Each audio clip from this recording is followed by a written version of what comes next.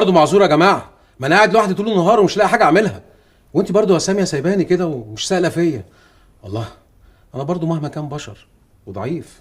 وانا وابنك مش محتاجين واحد ضعيف زيك، هي كلمه واحده ورقتي توصل لحد عندي، فاهم ولا لا؟ كده برضه يا ساميه؟ انت اللي ابتديت بالغلط يا عبده. وخلاص جاي يقول حقكم عليا واصلح غلطتي، يبقى انا غلطان؟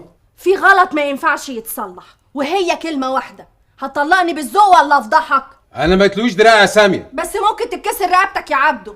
وصلنا لمعلومات مهمه جدا في قضيه ادم سعادتك. وصلت ليه يا عبقري؟ قول لي. اللي سرق الهارد واحد اسمه سمير مصالح، ومختفي بقاله فتره. الهارد فين؟ الهارد معاه، بس ما تقلقش سعادتك لاننا قبضنا على شريكه سيد جيجا. هتقعد تقول لي بقى مصالح وجيجا؟ مين جيجا ده كمان؟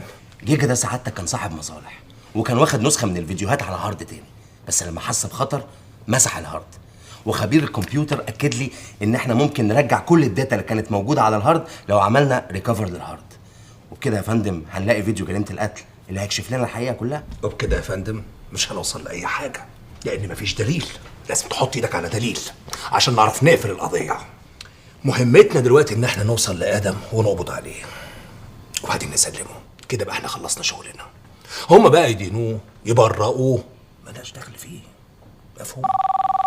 مش ده كلامك ولا ايه؟ لا يا نادر. تقول ايه؟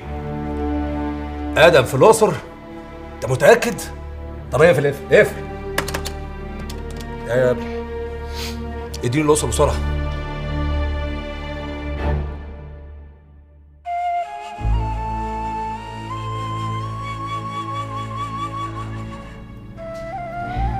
قلبي وجعني عليك قوي، وصعبان عليا خصمنا ده احنا ملناش غير بعض يا بابا. معقول قدرت على بعضي؟ ده انا بنتك الوحيدة. انا مش زعلانة منك،